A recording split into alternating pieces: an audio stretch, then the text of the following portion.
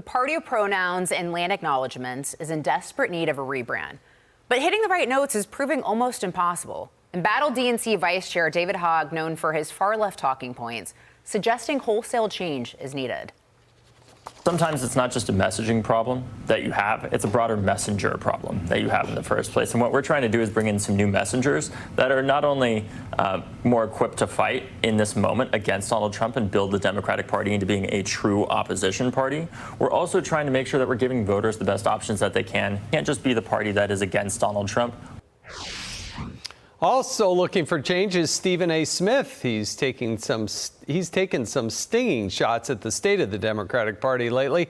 But the registered independent is no fan of the far left. He also needs big changes if he's ever going to run for the big seat. If I had to run, it would be as a Democrat, but I'm not happy with the Democratic Party. So the Democratic Party as presently constructed, it would pretty much need to be purged in order for me to assume that I would want to be associated with them. I don't view Donald Trump as winning the election. I view the Democrats as losing the election, as absolutely positively blowing it with some of their actions. Joining us now is Fox News contributor Liz Peek. You see her there. And Mislansky Partners President Lee Carter. It's great to see both of you and have you on set. Thank you. So, Lee, I want to start with you. Okay, so the Democrat Party, they don't have a message. They don't have a leader. But do they need either of those things to win in midterms? Aren't midterms just a referendum on the party in charge? Yes, but they also need to have a reason to get people out to vote. And yes, it is a referendum. But right now, the referendum doesn't look really good for the Democrats either, because while Donald Trump's approval rating is low, the only thing that's lower than that is the Democrats' approval rating. 69% of Americans right now look at Democrats and say they don't feel like they have any sense of what they're not in touch with the American people and their needs, is what they're saying, first and foremost. Only 2% of voters that voted for Donald Trump say they would change their vote. There really is not a big issue that Donald Trump is having. The Democrats are having a huge issue because all they're doing is running on obstruction. And it's not like they have a solution. In the midterms in 2017 and 2018, Democrats had health care. And people said, you know what, the Democrats can do a better job on health care than Donald Trump did. They can't do the same thing right now. People are saying the economy isn't where we want it to be, but they're not saying the Democrats are going to do better. People are saying that immigration could be better, but it's getting better, and people know that Donald Trump's making a big progress on that. The issues that are most important to the American people right now are being addressed by Donald Trump, not by the Democrats. And so the Democrats are going to have a really hard time in the midterm. It's not just a message problem. It is a fundamental policy problem. They don't have anything out there that's going to make people feel better about where they are today. And Liz, the optics of what the Democrats, they had this sit-in on Capitol Hill. And to me, it just looked like their leaders were sitting on their butts on Capitol Hill. That was what they were personifying. Do something. Stand up. Do something. Well, I think Lee said a lot of it. Look, they don't have leadership. They don't have a platform. They don't have an agenda. And David Hogg actually kind of contradicted himself there. We need a party that's going to fight Donald Trump, but you can't just fight Donald Trump. Well, all right, so what's he actually asking people to do? I think, honestly, this all goes back to Hillary Clinton's losing because the Bernie bros, Bernie Sanders followers, did not come out and vote for her. So fast forward to 2020, Joe Biden signs on to Bernie Sanders' agenda, adopts it as his own.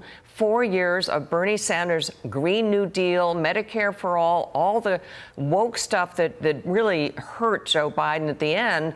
And so where are we now? They don't really know whether to adopt that again and continue to run with it or not. Kamala Harris just made her first big speech. It was really a small, big speech, but anyway, she did. And all she did was blast Donald Trump. She didn't have a single idea in that speech about what she might offer. And if you recall, during the campaign, when asked what she might change about Joe Biden's presidency, nothing she could think of. So I think they're lost. They really are at this point. So, Jason, are you telling me you never did a hangout session, a kumbaya like Hakeem Jeffries and Cory Booker did? Just get out the guitar. I would have picked seats that are more comfortable than sitting on the steps of the Capitol, but onward.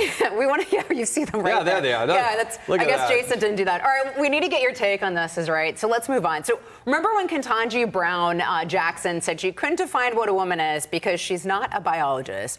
Well, Jen circled back Psaki using the same lame excuse when it comes to Joe Biden's obvious mental decline, that she's not a doctor.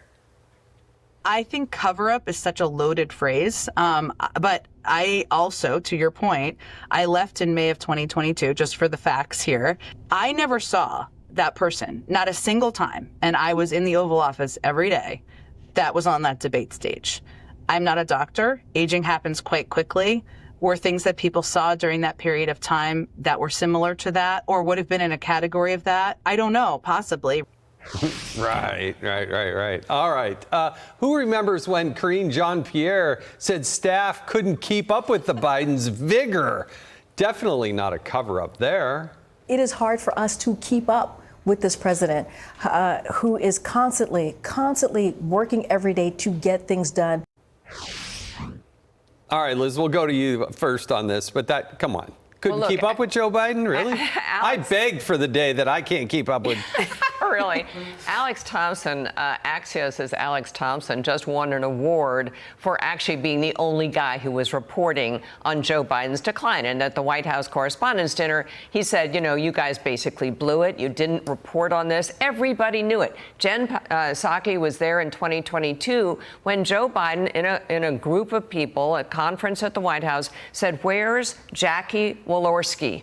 Turns out she had died the month before, and he had sent her a personal condolence note. So, yeah, there was something wrong with Joe Biden. He was losing it even in the 2020 campaign, and we all knew it.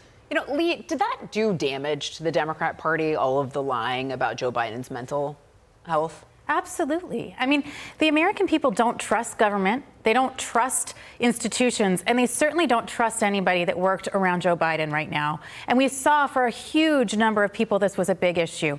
I think Democrats had a big issue not only because people didn't want to vote for Kamala Harris, because people just didn't want to come out and vote because they didn't believe or trust that these people were fighting in their best interest. When you looked at what Donald Trump won for, 68% of Americans said he was the one that was going to fight for Americans, that the system seemed like it was broken, that it was unfair, and it was rigged against them.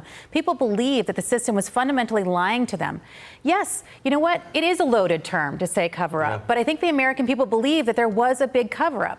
And is it really, are we all supposed to believe that George Clooney was the first one who realized that he was struggling? Or all of us, when we were watching that debate stage, suddenly had an epiphany that, oh, wow, he must have woken up this morning not feeling very well. It was something everybody saw with their own eyes and were told they were crazy, partisan, or otherwise for noticing it. Yeah, it was cheap fakes until it was real takes. Exactly. That's right. Lee Carter, Liz Peek, thank you so much for joining us.